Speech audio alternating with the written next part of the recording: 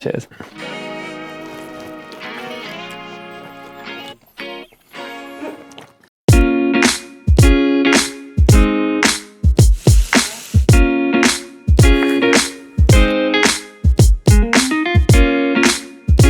Flavors locked in. Welcome back to Locked In Kitchen, guys. Today's guest is an internet sensation. He creates the most outrageously weird and wonderful recipes. You might know him as Elburrito, but let's meet the man behind the burrito, Ollie Peterson. Welcome to the show. Thanks for having me. Thanks for being here, mate. Long journey, 4-hour drive. How was it? Worth it, because I've not eaten yet today. I'm pretty hungry, so we're going to dial it back a little bit, make an old classic. This is like an all-time favourite. Like, you can eat this every week, or twice a week, every day, and enjoy it. It's delicious. I've been having a variation of this for years, and I'm excited to get stuck in. Perfect. So, as you all know, Ollie creates, I think it's fair to say, outrageous recipes. So, I think this is quite a tame one. Do you not say? For you? This is one of those, like, this is just comforting, like, it's just what you want to eat. It's food you want to eat.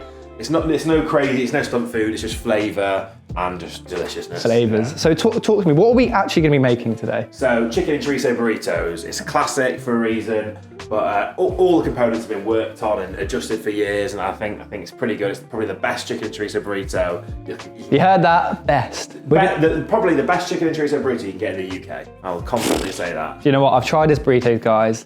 They are elite. So what are we going to be doing first, Ollie? First up, we've got the salsa. Is this a salsa that you make regularly? Yeah, I make this every week. It's going to be my Scotch bonnet salsa. It's all going in a food processor, so it doesn't need to be like exact. So I'm going to chop it in half. Before we stick it in the food processor, we're going to kiss it with a little bit of flame, because it adds that smoky, charry flavour to the salsa. Cut that in half. And we can leave the skin on? Leave the skin on, because it's going to burn off. So we're going to pop it all onto this skillet real quick. So just chuck that on there.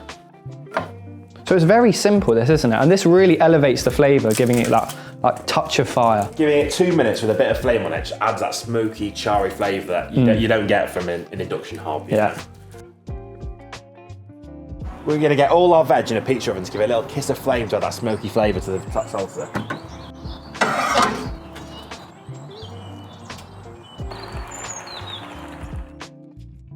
And then just get all this stuff into a food processor.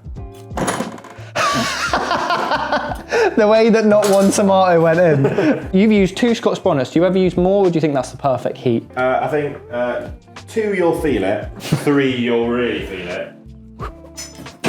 Oh, not bad. There we go. Right, so we're gonna get all the lime juice going into here.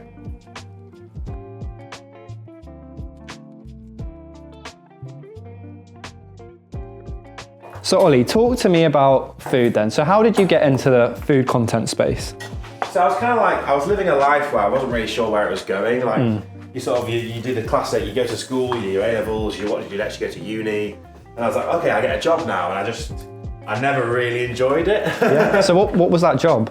I was an accountant for a short while, and I was working like supply and logistics, transporting lorries around the country, going to supermarkets and stuff. So is that what your love for food? You saw some food at the supermarkets? Have you always been a food lover? It was very much just to fill a job, and I was working the job every day and trying to make up weird recipes every night. So it's been a bit on the heavier side, you see. I always had a bit of podge. I used to be 135 kilos. Seriously? My most I was 135 kilos. Photo here. I'm joking. Yeah, you put it up on the screen of what I used to look like. And now I'm about 100, so that's 35 kilos less. Well, you're looking great. You're looking strong. You're looking lean. Well, I was working my job, and I started making these wild cooking creations, and I was eating them all, and I didn't have time for the gym because I was either working or cooking or eating or playing Fortnite. Yeah. Well, I remember thinking to myself, seeing your recipes, he must work out. Like, you can't cook these mad recipes and not go for a run, because do you put a calorie counter in your recipe? Not got a clue. I think this week my average steps per day is about 30,000. Wow. Next we've got the garlic going in. Nice. So, and now just a sprinkle of coriander? We'll pull off a little bit of coriander and stick that in as well. Yeah. And do you add a bit of stalk as well for extra flavour? Or are you you want just a... Don't be afraid of a bit of stalk. You want mostly leaves, but if there's a bit of stalk in there, it's not the end of the world. So perfect. Shove that. I mean, look at that, guys. You can see that is just going to be a lovely, lovely salsa. So the problem with making salsa is it can kind of split and the water can separate from the solids and it becomes a bit of a weird mess. So my controversial ingredient in it is a little bit of ketchup to help bring it together. Ketchup? Yeah, Mexicans will hate me for this, but it works. It works. I don't even like ketchup, so let's see. Me neither. You won't taste it though, I think. It's tomato puree, vinegar and sugar. These are all things that would go in salsa anyway, but in ketchup form, it's a bit more controversial because it's ketchup and there's connotations attached to that. So that's one ingredient. The next one is, and the Indian in you will love this, a little bit of mango chutney. So we're going to get a nice big heaped spoon of mango chutney. And one thing I can't recommend enough is getting your hands on some good quality smoked paprika. Let me smell. Smell that. Oh, wow. It actually properly has a... So how much are we adding? A heaped teaspoon, tablespoon? Yeah, somewhere in the middle, about 2 teaspoons worth. This isn't quite a tablespoon, but it's bigger than a teaspoon. There we go. Nice. And no oil. Doesn't need any oil, does it? I don't put oil in mine. You can do, but you know, where I can, I eat a lot of food, and I don't want to add oil for the sake of it. Just up the calories for no reason. I don't think it adds anything. So just as it is, good to go. We'll get that blitzed on. Perfect. That looks good. Ooh, you can smell the spice. You've got to taste test it to adjust for flavour. So we'll give it a little. Right, let's. Hot. It's hot. It's good. But I think we're fine on salt, we're fine on acid. The great thing about salsas though is it's never hotter than it is right now. Because as you add acid to chilies, it basically slowly dissipates that heat level. So in half an hour's time, by the time we're eating it in the burrito, it'll be a lot less hot than it is now. So give it time. With everything else, it will work. That's hot. It's hot on its own. The spice mellows out. You can taste the paprika though. That is really good paprika. And then that's good to go. That is spicy. And now we're going to stick this in a bowl for later. So next up, we're going to do our guacamole. So you mentioned that you had a job before food, before content. Tell me a little bit more about that. So you said you're an accountant? I did a maths degree and I was an accountant for a short while. I did the first exam and I just decided it wasn't for me. Yeah. So I quit that after 3 months. Really? And then I was in the same company, I just moved to a completely different team. They had someone leaving a different team, they needed a role filling, and I said, I'm not enjoying what I'm doing, I'll do that for a bit. Yeah. It was a little bit funner than accounting, but still not really for me. It was basically organising lorries going up and down the country. And I was going to ask, do any of those skills transfer into your food content world now, or all of those skills out the window? All those skills. Other than managing your finances, I suppose. Yeah, maybe. But yeah, it was just like the odd Saturday spent on the phone to a lorry driver because he broke down on the M6 and then to be like, okay, I'll get another lorry to come and pick you up or whatever. And yeah, it was all a bit of a faff. And what would you say, how did your family kind of react to you kind of saying like, this is something I want to pursue? Because obviously when you go from come from such an academic background and you say, I don't really want to do that, I want to kind of get in the food space. What was the reaction like in your family? Were they accepting or? Well, to be fair, my mum has been an absolute wonder, to be fair. Yeah. So my parents were both aerospace engineers. My sister's now a corporate lawyer. So it's very much the academic family, you know. We were all about our A stars at A-level kind of thing. That was our vibe, you know. And you've been in the food industry now for a few years, was it?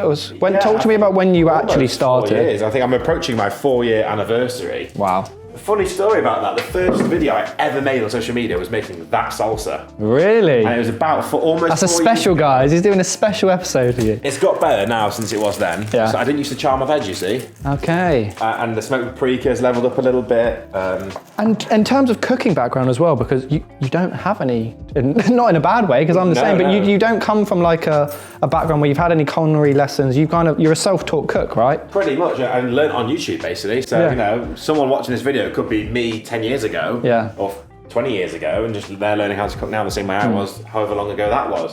But you know, I was doing my maths degree, but I wasn't really doing the degree, I was cooking all the day. So me and my house used to have a shared budget where we used to buy groceries all together, go to the shop, we all throw things into the basket, we all try and make it even and we just split the cost evenly. Yeah. So we're almost finished chopping our veg. And are we going to be blitzing this, or do you prefer this to be a bit more rustic and just We like it a bit rustic. We want it nice and chunky, you know. Because you don't want too many smooth. I always don't like in a burrito too many smooth components. You need different textures. Exactly. And that's why like chicken thighs, for example, have a really nice chew to them. I don't really like shredded chicken in a burrito. It's too soft. I want that snap. I want that bite when I bite. And how do you kind of get inspiration for your recipes? Because to be honest, I feel like you're the person that a lot of people actually look to for inspiration. But how do you kind of think, oh, this could help me, or what kind of methods do you do to take inspiration for your recipes? Well, I think I, like a lot of other people like me, I'm a consumer as well as a producer of content, so I love food videos. If I showed you my Instagram explore feed right now, it's either food videos or maybe, because it's ski season, the occasional ski video. But yeah, it's basically just a load of food videos, and I'll just like scroll through that, my eyes are lit up by all the ideas, and I'm like, oh, I could combine that, and put it on top of this and make my own spin on it. So it's sort of like taking inspiration from other people, but doing it in completely my way, because I don't want to rip people off. No. Who is Ollie? How would your friends describe you? Because people only see 60 seconds of you in these videos or less. They don't really get to see the quirky Panta flip-flops side of you. So how would your friends describe you? Well, I'm constantly evolving as a person, really. I'm kind of like, I've recently become secure, if you know what I mean. You spend so much of your life like insecure, worrying about what people think of you, and I sort of had a coming of age thing where I was like, you know what, you can just live your life and just be happy and just be you. Yeah. And like, it turns out when you do that, people like you even more. It's like, authenticity. Yeah, I love food. I love just like joking around with my friends and just like. Yeah. I mean, we are brutal to each other as well a lot of the time. Like, you're a rugby boy, aren't you? What? Not kind of. Not are you a typical rugby boy that like drinking random? Yeah. Well, I don't drink anymore, you see. So I don't know. But I'm a different person when I drink as well. I've not seen you drunk. What were you like when you were drunk then? Just rowdy, loud? Not particularly. I'm a bit mischievous. We got a bit of a rebel on the show, do we? A traffic cone or two was stolen in my time. Oh, he's dangerous, guys. Yeah. He's a criminal. I'm going to mince the garlic up with some salt to get it really evenly distributed through the guac, otherwise the flavour will just be in like little pockets rather than evenly spread all the way through. So give it the old nitrate. Shimmy, shimmy, shimmy. Beautiful.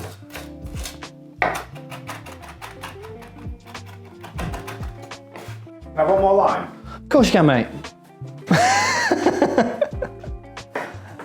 Look at those flavours, beautiful. So now we're going to be transferring all of this into the bowl? Yeah, all of it into a bowl, bring it all together.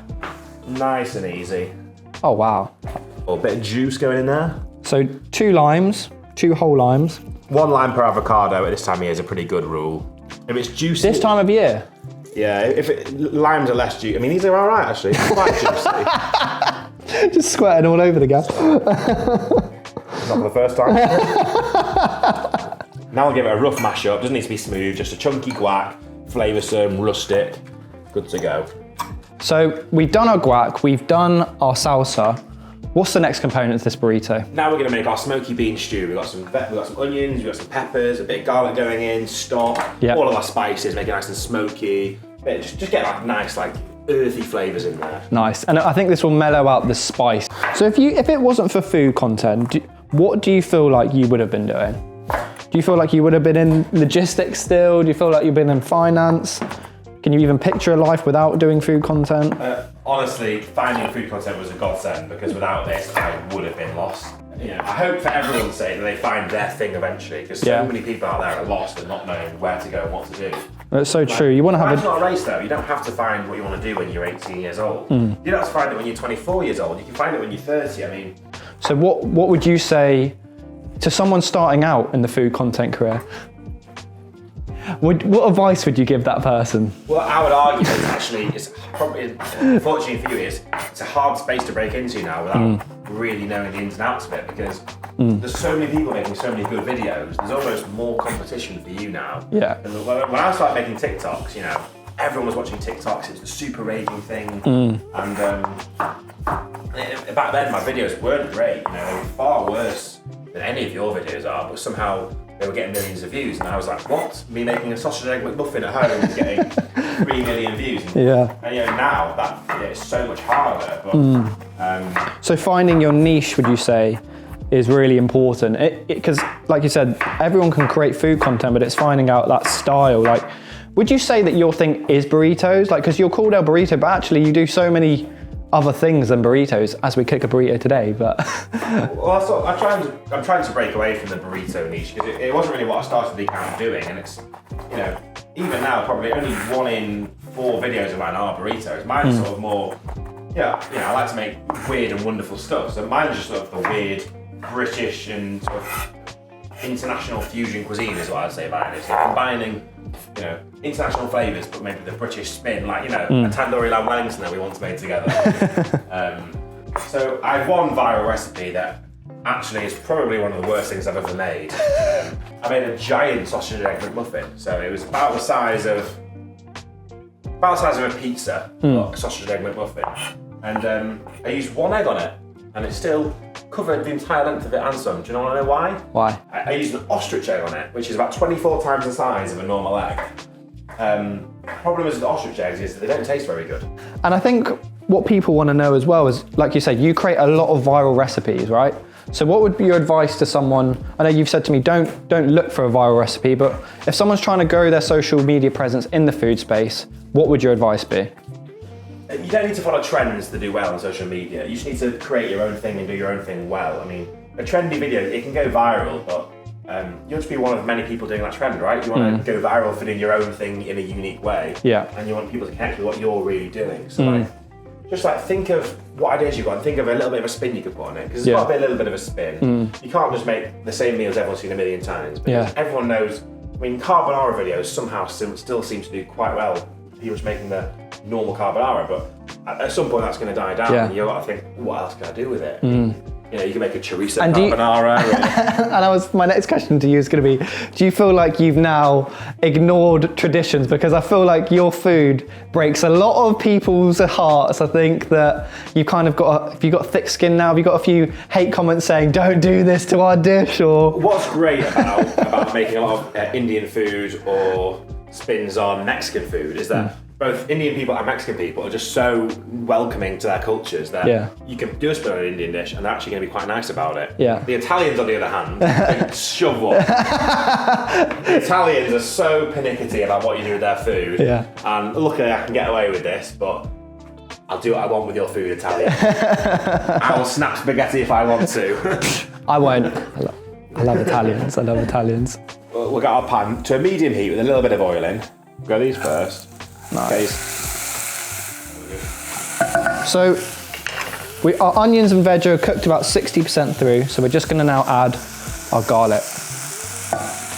And you can keep this on a low heat because you don't want the garlic to overcook, and it won't because there's a lot of veg around it, but if anything does start to overcook, just take it off the heat. On and off the heat is the best trick in my book.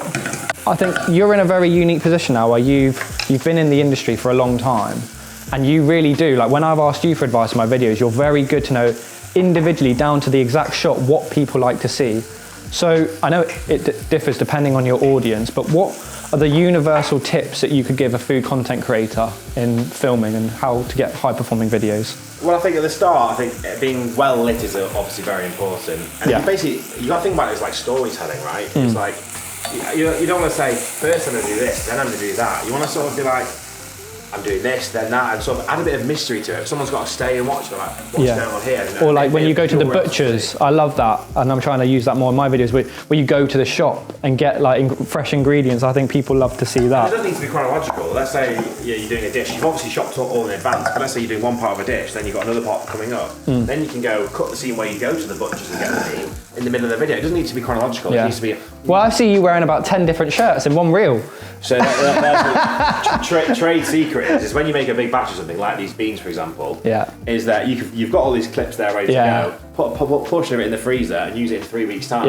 You can reuse the clips of the first time you made it, and it sort of saves you a lot of time. You don't need to film it all over again. Or even if you've used it all and you want to make it again, but you just want to make it and not film it, you can use the old clips if you're making it and you're using similar stuff over and over again. So I've got a little thing where when I do spices and stuff, I like to make a little spice plate because I think we see the little mounds of spices. I think it looks quite pretty. Whether the audience agrees or not, we shall see. So we'll. So that's about, I'd say, 2 tablespoons or 1.5 tablespoons of beautiful paprika. It's come with the spice jar. So I mean, measure with your heart, but I like to go bold on the smoked paprika. I love that. Measure with your heart. Light on the ginger. A little bit of mixed spice, you know. It's like aromatic. It adds a little bit. Oh, yeah. Okay. Cumin we go pretty heavy with as well. Bit of coriander because we love it. Our little spice plate going into here real quick. Beautiful. And because I want these to be super smoky, so I've actually got some smoked salt as well. So smokes. Smell what? Wow. Yeah. So we're gonna really double down all that smoky flavour in here. Get that nicely seasoned. I got some lamb and beef stock going in as well. Nice. I've got some pinto beans going in first. I always like to put some black-eyed beans in, purely because it's fun to say black-eyed beans. It sounds a little bit like black-eyed peas. That's what I was thinking. It's pretty similar to pinto beans though. So we've almost finished the first three components of our beautiful burrito. So we've got a lovely flavorful guacamole. Got a nice spicy zesty salsa and our beans that are going to be simmering away for about half an hour. Beautiful. Beans are cooking away, next we'll wash the rice.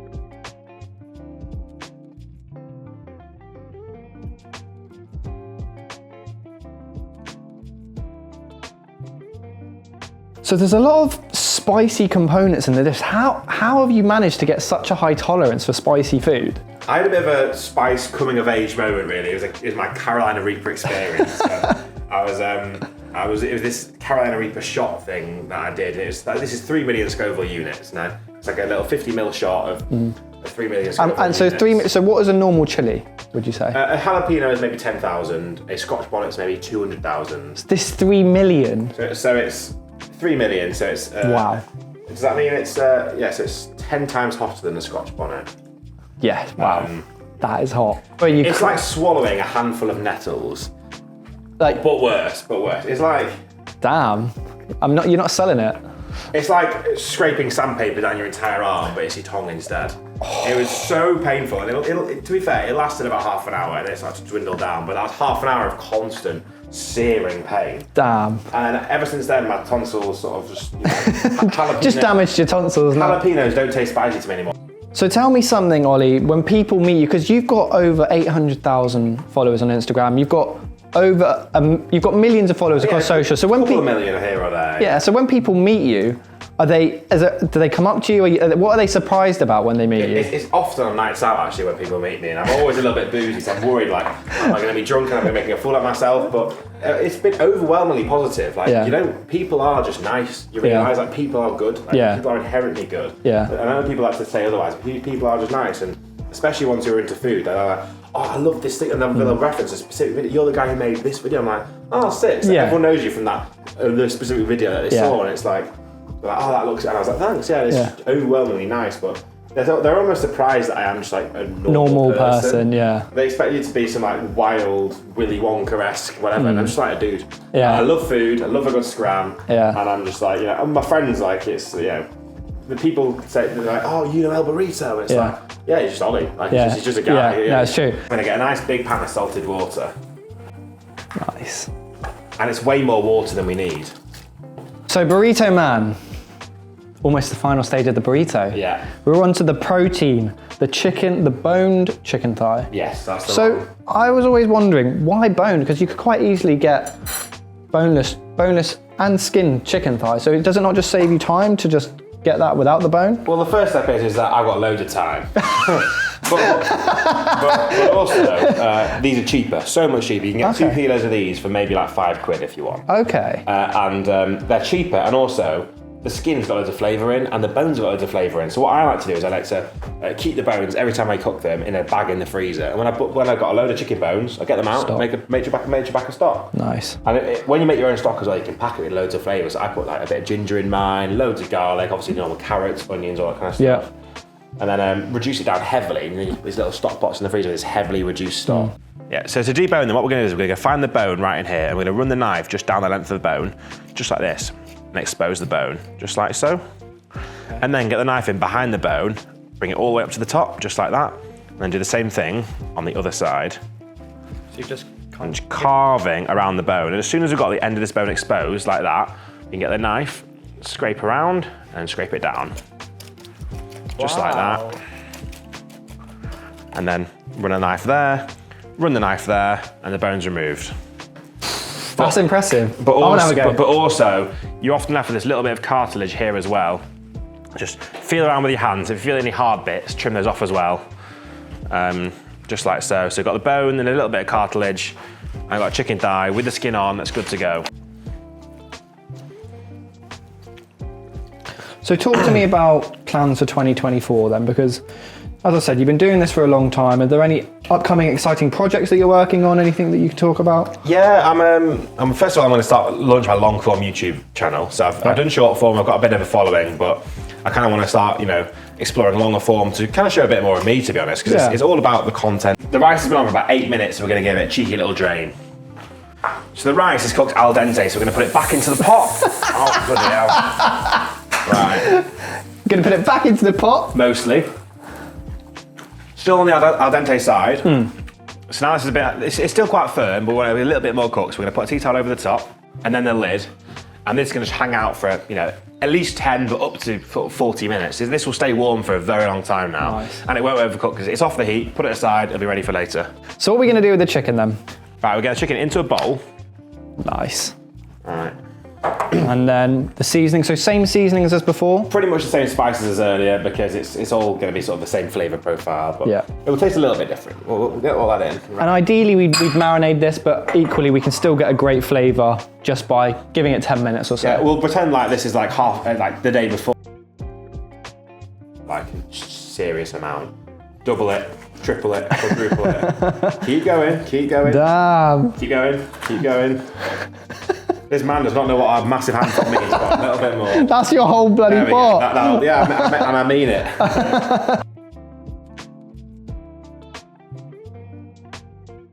So I've got some skillets. Talk to me, what are we going to do now? So, because we've got the skins on, when I start cooking it, always skin down first, because we want the fat to start rendering out before it starts burning, basically. Because if you put the skin up, the skin might burn before the fat renders out. So, skin down into our skillets like this.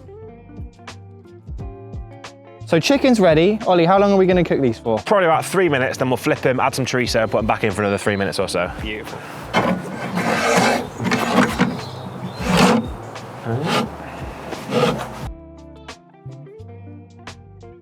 So we've got a bit of time to kill. Yes. Fancy playing a bit of table tennis? Let's go.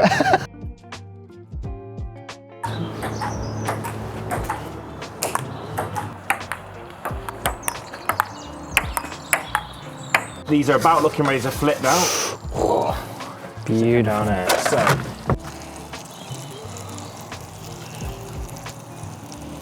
And the fat's rendering out of those skins as well. Ooh. So, all around them on the skillet. Just like so. So we've got the chorizo, and how long now to cook the remaining? Probably about 4 more minutes, but we'll check on it after about 3 minutes and see how we're coming along with. Slide these back in. And the door shut. Chicken's done, super crispy. Yeah, I'm just gonna get it out of the fat and let it rest off for a little minute while we get to all of our final steps. So we're not gonna waste any of that oil. We're gonna make, not a mayo, because we're gonna keep it relatively healthy, so we're gonna use some Greek yogurt instead and mix that in with that chorizo oil.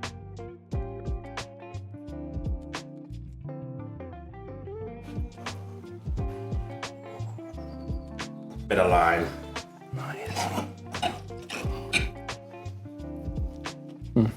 Oh, let's go. In for a bit, we're going to carefully slice them into little strips.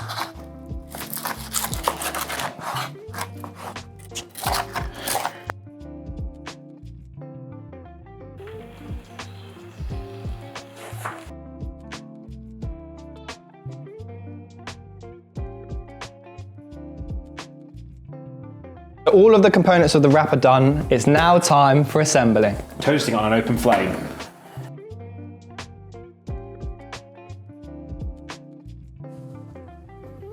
Like the saucy stuff.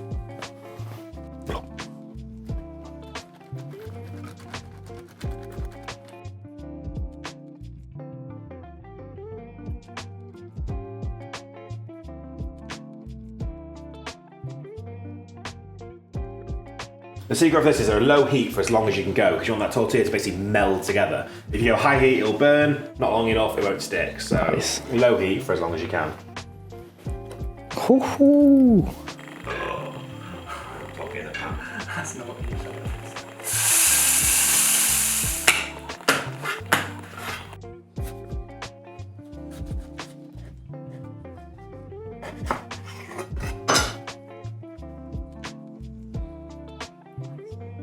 Right guys, burritos are done. They look insane. We're both unbelievably hungry, so we're gonna dig in.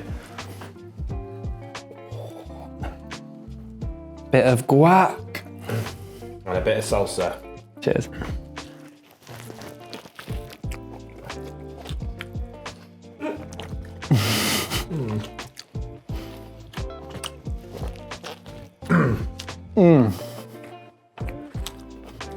So guys, I'm gonna let Ollie enjoy his food. He hasn't eaten since 7 a.m. Well, he hasn't eaten anything today. It's now, no watch, 4 p.m. Thank you, Ollie, for teaching me how to make an unbelievable burrito. No. It's lovely to see the man behind the burrito, so thank you. Be sure to stay tuned in for next week for more guests. Locked in!